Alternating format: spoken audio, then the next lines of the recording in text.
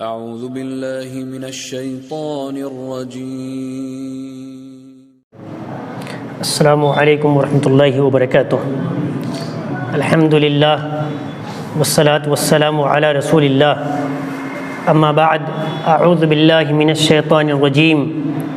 والذین استجابوا لربهم واقاموا الصلاة وامرهم شورى بینهم ومما رزقناهم ينفقون۔ رب اشرح لي صدری ویسر لی امری واحلل عقدۃ من لسانی یفقہوا قولی۔ قرآن کریم سورہ شورى آیت نمبر 38 اللہ نے فرمایا والذین استجابوا لربهم، ایمان والے وہ ہیں جو اپنے رب کے فرمان کو قبول کرتے ہیں، واقاموا الصلاۃ، صلاۃ کو قائم کرتے ہیں، وامرهم شورى بینہم، ان کا ہر معاملہ آپس کے مشورے سے ہوتا ہے، ومما رزقناہم ينفقون، اور ہم نے ان کو جو رزق دیا اس میں وہ خرچ کرتے ہیں۔ اللہ نے دوسری جگہ فرمایا سورہ آل عمران آیت نمبر 159 وشاورہم فی الامر فاذا عزمت فتوکل علی اللہ ان اللہ یحب المتوکلین۔ اے محمد صلی اللہ علیہ وسلم، آپ ان سے مشورہ کریں اور جب پختہ ارادہ ہو جائے تو اللہ پر بھروسہ کریں، بے شک اللہ رب العالمین توکل کرنے والے کو پسند کرتا ہے۔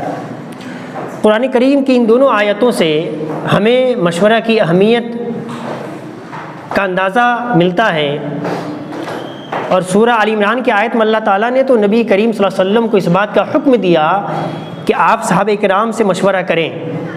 یہی وجہ ہے کہ اللہ کے نبی صلی اللہ علیہ وسلم کی زندگی میں بہت سارے واقعات ایسے ملتے ہیں جس میں نبی کریم صلی اللہ علیہ وسلم نے صحابہ کرام سے مشورہ کیا۔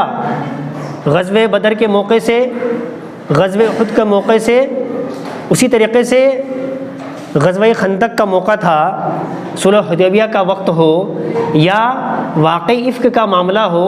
اب دیکھیں گے نبی کریم صلی اللہ علیہ وسلم کی سیرت کے حوالے سے بہت سارے واقعات ملتے ہیں جہاں پر ہمیں اس بات کا ثبوت ملتا ہے کہ اللہ کے نبی صلی اللہ علیہ وسلم نے صحابہ کرام سے مشورہ کیا۔ مشورہ کا فائدہ کیا ہے؟ من خاب من استخار ولا ندم من استشار۔ عربی کا ایک جملہ ہے، قول ہے، جس نے استخارہ کیا وہ ناکام نہیں ہوا، اور جس نے مشورہ کیا وہ شرمندہ نہیں ہوا۔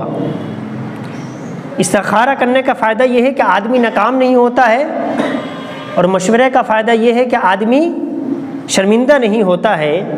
امام بخاری رحمہ اللہ نے اپنی الادب المفرد میں یہ بات نقل کی ہے کہ حسن بصری رحمہ اللہ کہتے ہیں ما تشاور قوم الا هدوا لارشاد امرهم۔ مشورے کا فائدہ، جب کوئی قوم کسی معاملے میں مشورہ کرتی ہے تو ان کو بہترین بات کی طرف ہدایت ملتی ہے۔ پتہ یہ چلا کہ جب آدمی مشورہ کرتا ہے تو صحیح نتیجے پر پہنچتا ہے، یہ مشورے کا فائدہ ہے۔ سوال یہ ہے کہ کن معاملوں میں، کن امور میں ہمیں مشورہ کرنا چاہیے، اور یہ بہت اہم سوال ہے۔ مشورہ صرف ان معاملات تک محدود ہوگا جن کے بارے میں شریعت خاموش ہے، اور جن کا تعلق انسان کی زندگی میں جو انتظامی امور ہے اس سے تعلق ہے۔ جہاں پر دین کا معاملہ ہو، شریعت کا معاملہ ہو، کتاب و سنت کے دلائل ہوں، اس میں مشورہ نہیں ہوگا۔ جس کے بارے میں کتاب و سنت کے دلائل آ چکے، جس کے بارے میں شریعت کا کوئی حکم موجود ہے، اس سلسلے میں مشورہ کرنا درست نہیں ہے۔ جیسے مثال کے طور پر مسجد کے ذمہ داروں کا اس بات پر مشورہ کرنا کہ نماز کا وقت کیا ہونا چاہیے، فجر کی صلاۃ ہمیں تاخیر سے رکھنی چاہیے، بعض کا مشورہ، یا عصر کی صلاۃ بھی ہمیں دیر سے پڑھنی چاہیے۔ ان تمام چیزوں میں مشورہ نہیں ہو سکتا، کیونکہ اللہ کے نبی صلی اللہ علیہ وسلم کی سنتوں سے ہمیں پوری تفصیل ملتی ہے کہ اللہ کے نبی صلی اللہ علیہ وسلم نے کس وقت میں نماز ادا کی ہے۔ تو لہٰذا جس کے بارے میں کتاب و سنت کے دلائل ہوں اس میں مشورہ جائز نہیں ہے۔ اسی طریقے سے آپ دیکھیں، جیسے ہی عید کی صلاۃ کا وقت آتا ہے تو عید کی نماز کے وقت کے سلسلے میں مشورہ ہوتا ہے۔ ہر آدمی اپنی رائے رکھتا ہے، اپنی بات رکھتا ہے، اپنا خیال پیش کرتا ہے کہ عید کی نماز کب رکھی جائے، عید الفطر ہو یا عید الاضحیٰ ہو، اس کے نماز کا ٹائمنگ کیا ہو۔ کوئی مشورہ دیتا ہے کہ 7 بجے رکھنی چاہیے، کوئی کہتا ہے کہ نہیں 8 بجے زیادہ مناسب ہے، کسی کا خیال یہ ہوتا ہے کہ 9 بجے زیادہ اچھا ہے، بلکہ بعض تو 10 بجے کے بھی قائل ہوتے ہیں۔ میرے بھائیو، اب اس بات کو دیکھ لیں، ہر آدمی اپنی سہولت کے اعتبار کرتے ہوئے نماز کے ٹائمنگ کو بدلنے کی کوشش کرتا ہے اور اپنی رائے رکھتا ہے۔ ایسے ان چیزوں میں مشورہ کرنا جائز نہیں ہے۔ دیکھا یہ جائے گا کہ اللہ کے نبی صلی اللہ علیہ وسلم نے عید کی صلاۃ یا دوسری صلاۃ ہے کن وقتوں میں ادا کی ہے، تو لہٰذا جب دلائل آ چکے ہیں، اب ایسی چیزوں میں مشورہ کرنا درست نہیں ہے۔ ہم اپنی سہولت کے لیے، اپنی آسانی کے لیے دین کو نہیں بدل سکتے، سنت کو بدل نہیں سکتے، بلکہ جو کتاب و سنت میں جو چیز ہمیں بیان ہوئی ہے اس پر ہمیں عمل کرنا ہے۔ پتہ یہ چلا کہ سنت کے رہتے ہوئے ہم اور آپ مشورہ نہیں کر سکتے۔ بھائی مسجد میں فین کس کمپنی کا بٹھانا ہے، آپ مشورہ کریں۔ مسجد میں اے سی کی ضرورت ہے یا نہیں ہے، اس کے بارے میں مشورہ کریں۔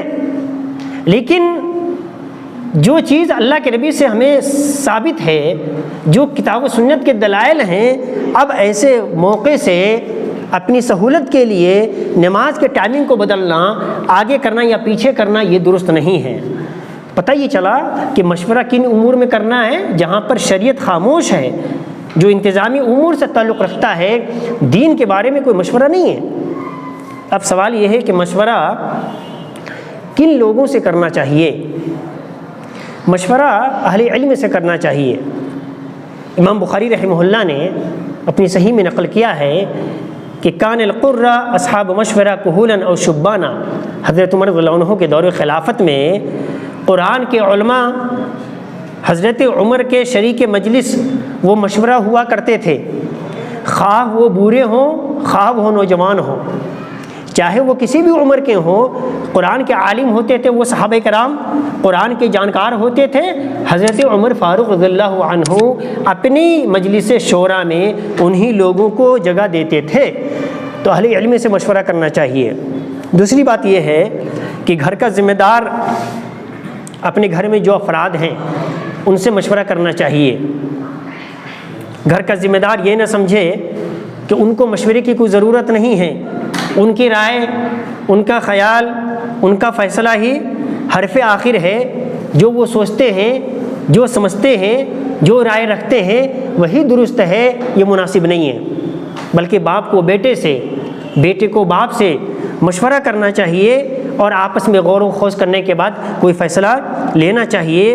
جب اللہ کے نبی صلی اللہ علیہ وسلم کو حکم دیا گیا کہ آپ صحابہ کرام سے مشورہ کریں، تو ایسی صورت میں ہم اس بات کے زیادہ ضرورت مند ہیں کہ ہم اپنے گھر والوں سے مشورہ کریں۔ اسی طریقے سے ایک مرد کو اس کی سمجھدار بیوی، اس نقطے کو غور سے سنیں، ایک شوہر کو اس کی سمجھدار اور عقل مند بیوی صحیح رائے، صحیح مشورہ دے سکتی ہے۔ صلح حدیبیہ کے موقع سے جب صلح کے دفعات لکھے جا چکے تو اللہ کے نبی صلی اللہ علیہ وسلم نے صحابہ کرام سے فرمایا کہ اٹھو اور اپنے جانوروں کی قربانی دے دو، لیکن کوئی نہیں اٹھے۔ آپ نے یہ بات 3 مرتبہ صحابہ کرام سے بیان کی کہ اٹھو اور اپنے جانور کو قربان کر دو۔ اللہ کے نبی صلی اللہ علیہ وسلم حیران و پریشان اپنی بیوی ام سلمہ رضی اللہ عنہا کے پاس گئے اور لوگوں کے اس طرز عمل کا ذکر فرمایا کہ میں نے ان کو حکم دیا، ان لوگوں نے میرے حکم کی تعمیل نہیں کی۔ حضرت ام سلمہ رضی اللہ عنہا نے اللہ کے نبی صلی اللہ علیہ وسلم سے کہا کہ کیا آپ چاہتے ہیں کہ لوگ آپ کی بات ماننے لگیں؟ اور مشورہ دیا کہ آپ باہر جائیے اور بغیر کسی کو کچھ کہے اپنے جانور کو قربان کر دیجئے اور اپنے بال کو موٹ دیجئے۔ اللہ کے نبی صلی اللہ علیہ وسلم باہر گئے، جانور کو قربان کر دیا، اپنے سر کے بال کو نکال لیا۔ جیسے ہی صحابہ کرام نے دیکھا کہ اللہ کے نبی صلی اللہ علیہ وسلم نے یہ عمل کیا، فوراً وہ اپنے جانور کو قربان کرنے لگے اور آپس میں ایک دوسرے کے سر کو موڑنے لگے۔ مشورہ دیکھیں، معاملہ بظاہر چھوٹا نظر آتا ہے، لیکن جیسے اللہ کے نبی صلی اللہ علیہ وسلم نے عمل کیا، پہلے عمل صحابہ کرام نے نہیں کیا، اللہ کے نبی کو دیکھا فوراً عمل کرنے لگے۔ تو اس سے معلوم یہ ہوا کہ ایک کے شوہر کی زندگی میں اس کی بیوی اچھے مشورے سے نواز سکتی ہے۔ اسی طریقے سے آپ دیکھیے کہ مشورہ کے بعد انسان کو عمل کیسے کرنا ہے۔ اللہ نے فرمایا فَإِذَا عَزَمْتَ فَتَوَكَّلْ عَلَى اللَّهِ، جب مشورہ ہو جائے، پختہ ارادہ بن جائے، تو آپ کیا کریں؟